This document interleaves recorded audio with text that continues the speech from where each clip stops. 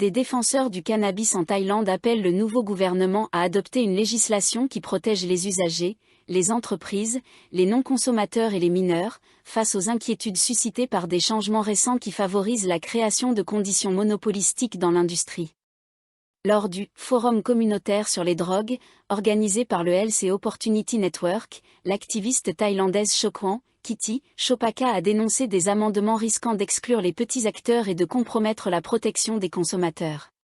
Depuis la modification du règlement sur le cannabis en juin, seules les structures disposant d'un certificat de bonnes pratiques agricoles et de collecte, GACP, délivré par le département de la médecine traditionnelle thaïlandaise peuvent vendre des fleurs de cannabis. Actuellement, seuls 79 lieux sont certifiés, obligeant environ 18 000 dispensaires autorisés à dépendre d'un petit nombre de fournisseurs. Cela revient à une monopolisation de la vente, où seuls quelques acteurs profitent du commerce, tandis que les autres luttent dans un marché qui se rétrécit, a-t-elle déclaré. Un autre amendement impose aux consommateurs de présenter une prescription médicale certifiée pour acheter du cannabis. Selon Madame Chokwan, cela favorise les dispensaires les plus riches, capables d'embaucher des médecins ou de se transformer en clinique. Certaines prescriptions seraient même délivrées par du personnel sans qualifications médicales adéquates. Elle estime que la réglementation devrait revenir au cadre antérieur, lorsque plusieurs agences gouvernementales partageaient la responsabilité du contrôle. Depuis le retrait du cannabis de la liste des stupéfiants il y a 3 ans, les services de douane, d'immigration, de police et de santé manquent de directives claires. À terme, elle plaide pour une véritable « loi sur le cannabis », définissant un cadre global pour l'industrie et son développement.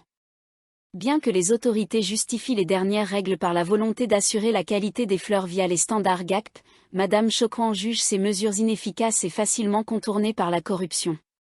Certains dispensaires mélangeraient des produits non certifiés avec des produits GACP pour les vendre aux clients. La prescription obligatoire alourdit également les coûts pour les patients, souvent contraints de payer pour des documents plutôt que pour de véritables consultations.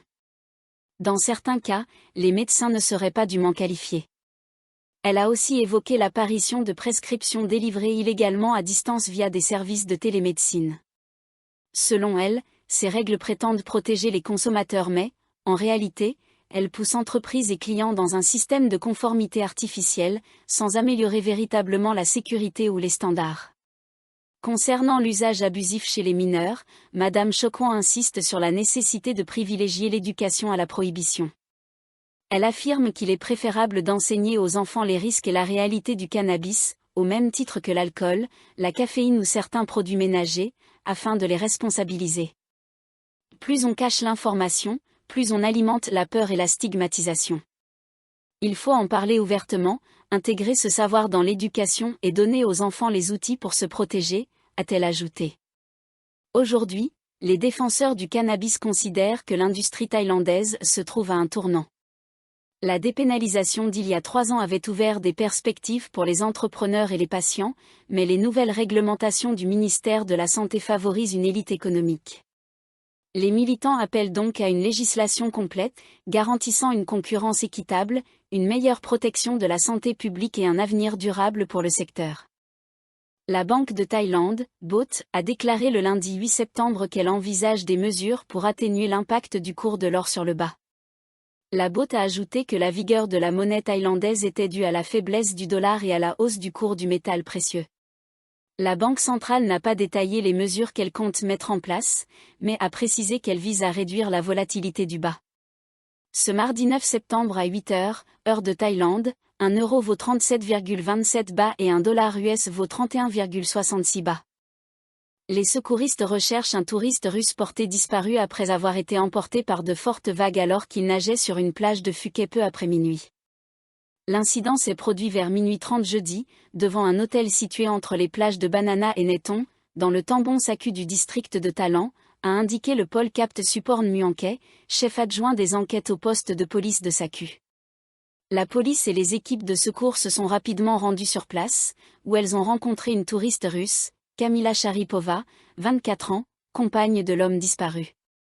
Elle a expliqué qu'elle et son compagnon, Denis Konankov, 35 ans, étaient allés nager vers minuit et demi. Alors qu'ils étaient dans l'eau, ils ont été frappés par de fortes vagues. Son compagnon l'a poussée vers le rivage pour la sauver, mais lui-même a été emporté et a disparu, a-t-elle déclaré.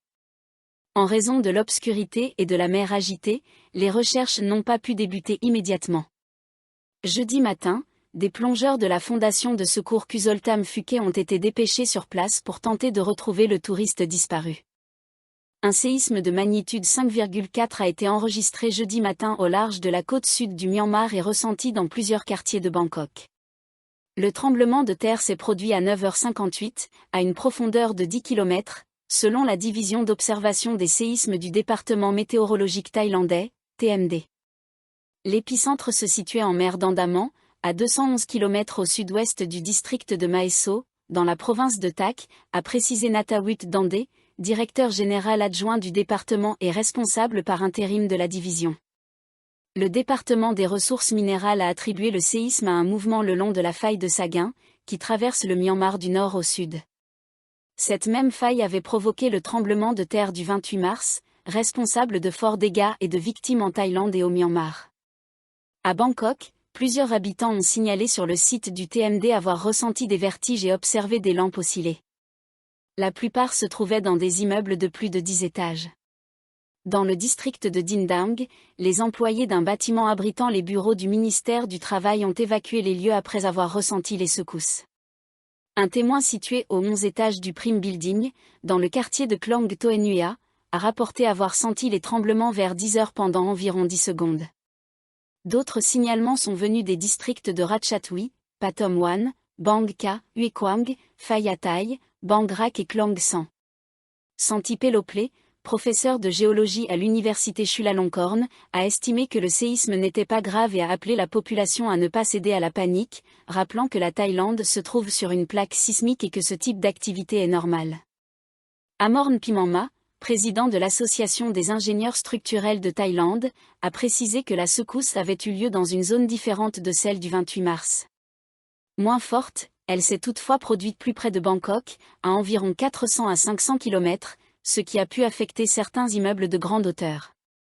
Il a expliqué que la couche d'argile molle présente sous Bangkok pouvait amplifier les secousses de 3 à 4 fois et créer des ondes longitudinales, ce qui a un impact particulier sur les gratte-ciel. Néanmoins, il a assuré qu'aucune structure n'avait été endommagée et a recommandé de suivre les informations auprès de sources fiables sans céder à l'inquiétude.